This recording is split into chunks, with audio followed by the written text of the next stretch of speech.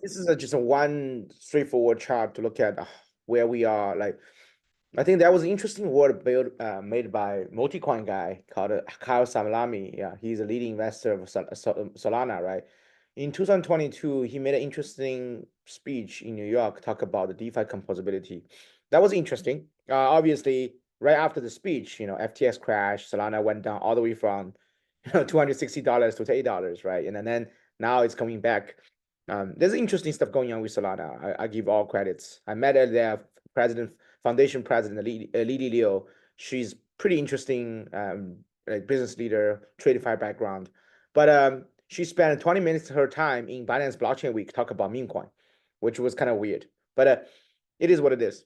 So where we are on Bitlayer is really trying to took some of interesting essence and at least some kind of early building lessons combined with kind of all the interesting stuff happening with ETH, and now bridge to Bitcoin, right? With Bitcoin as gas fee, Bitcoin as with Bitcoin security because of the BVM or the Bitcoin verification. But at the end of the day, the product design is one way or the other similar, but also in a different way as well. So this chart is basically a very simple, maybe simplified version about the Bitcoin DeFi stack we are working on. We are very welcoming all kinds of new protocols to come to build on top of us.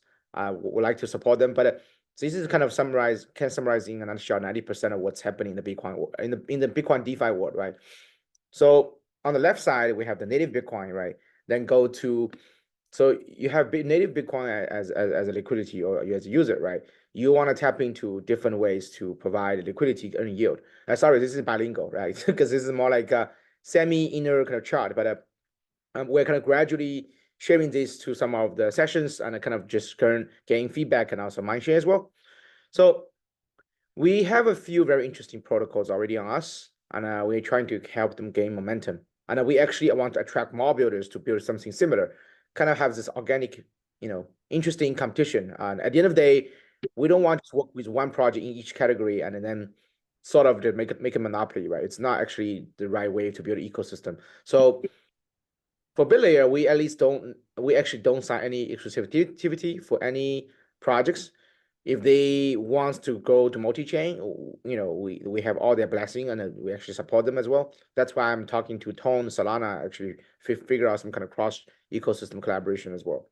But back to the topic. So I think there's a couple of things that are definitely interesting, exciting. One is option trading. Options is a very underdiscovered, in DeFi sectors. We have like exotic option, futures and a few other things, right? It's basically on-chain Deribit, or all kinds of on-chain, on-chain protocols that gives this kind of privacy, with non-KYC kind of way for Bitcoin holders to buy put options, buy, call options, and of course, because it's self-custody, there's no counterparty risks, and they can go leverage on that. So that's actually our interesting use cases in Bitcoin for that.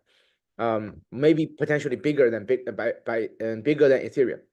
We're seeing Jasper Vault and Vanilla is doing pretty interesting stuff. They're gaining momentum on our ecosystem.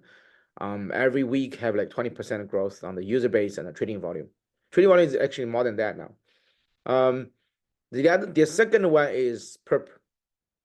Perp, I think, is one of the highest potential. I actually had a good chat with Charles from DYDX Foundation. Obviously DYDX is still kind of one of the biggest perp decks, right? And they built their app chain, but specifically for their own app. Perp basically was the reason Arbitron became so big, right? For the people who are not familiar with Arbitron, in late 2021, Arbitron launched their mainnet, and GMX, kind of hit a home run. They started actually gaining a lot of momentum and trading volume, and the fees actually being pretty profitable for Arbitron, and that actually kind of just brought the user adoption on the DeFi stack on Arbitron, and so that was that. So Bitlayer, we're kind of looking for our own Arbitron as GMX kind of play. But that's something. There's a lot of innovation around these perp decks as well. Some of them are looking at some kind of audible kind of user face. I know that we might have some AI's autobot kind of automation kind of trading features can be combined in the perp DEX. I see some interesting use cases on that now. There's a lot of AI solutions coming along that can be used in DeFi. The third thing is liquid staking. Liquid staking is probably the biggest, a little bit overhyped though, right? But the most hyped, DeFi narrative in this cycle, right? We have EigenLayer, Babylon. That's we all know as a kind of staking protocol, restaking protocol, AVS with shared security, and there's a lot of like restaking, liquid staking protocol on top of them, right? In the Bitcoin, the biggest AVS is Bedrock. Bedrock is pretty interesting. They have their own kind of XSBTC as well. Lombard is the biggest one. They're working with a lot of Ethereum L2s with the LBTC, and the Solve is the second biggest one with Solve BTC. So these are the guys actually working with us. They're gonna mint their XSBTC to our network and actually tap into different yield opportunities. And then the fourth one, which is still work in progress, which is Curve. We will be the first Bitcoin L2 working with Curve on a stable stock swap and a crypto swap. So once all this programmable Bitcoin, right, no matter it's core BTC, LBTC, STBTC, soft BTC, the list goes on. It's like over 15 of them now, right? At the end of the day, they are looking for the yield opportunity, right? All this wrapped Bitcoin needs yield opportunity. That's the purpose of the DeFi. That's the reason they bridge over to L2.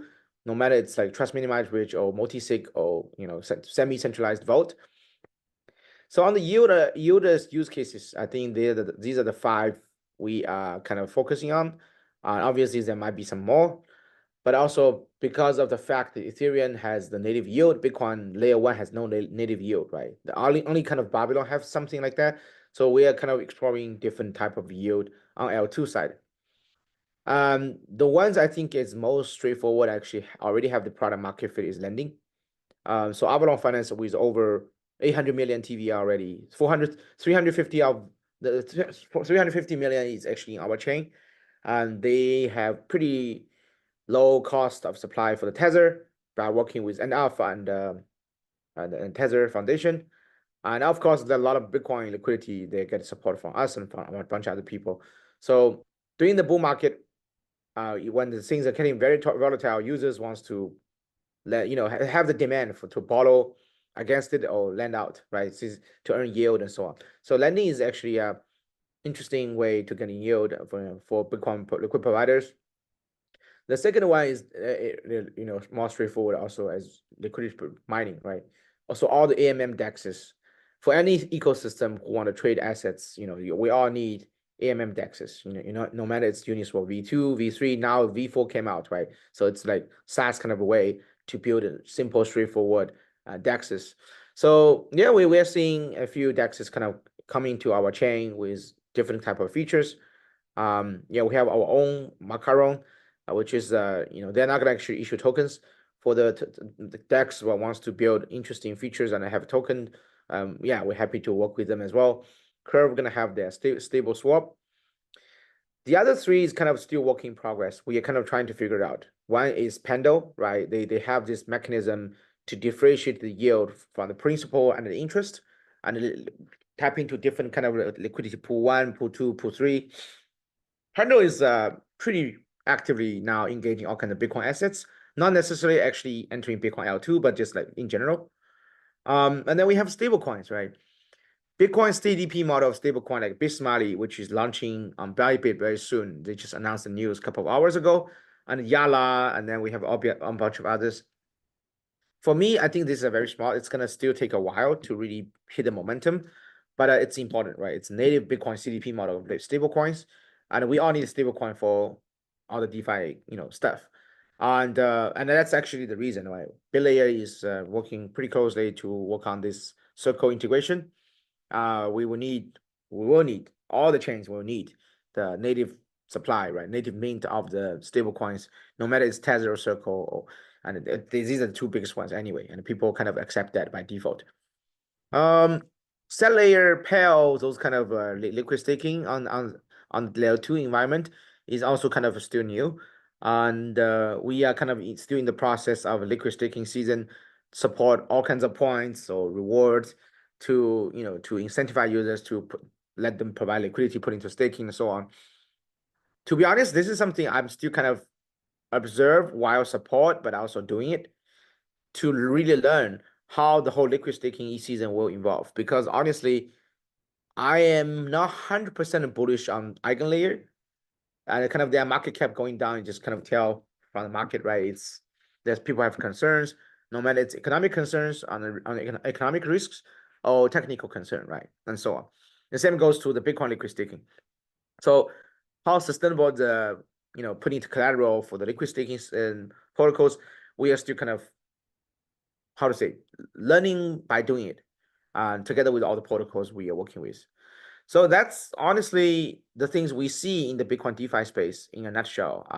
There's a bunch of other kind of new things along the ways. Some are just feature, not necessarily even a product. Some are product, but not necessarily creating a trend. Some are just an idea, not even like valid, right? So yeah, I think that's a interesting way people saying that the most adoption might not happening in the most sexy narrative, might come from something boring and but there's some product market fit. That kind of boring means like, okay, it's kind of obvious, but you need to make it work. So yeah, you probably can see that on the Bitcoin DeFi space, it's not something with crazy new buzzword like AI, deeping, or whatever new buzzword people came out people kind of see recently on Twitter, right? It actually comes down to the demand and supply and what kind of mechanism to, with different kind of risk appetite, right? Different risk assumption, trust assumption to provide what type of different yield to the users. High risks, high return, right? It's always kind of like that. Yeah, so very straightforward. That's kind of how I see the space. For people who wants to building things on DeFi, we are open for all kinds of ideas. Yeah.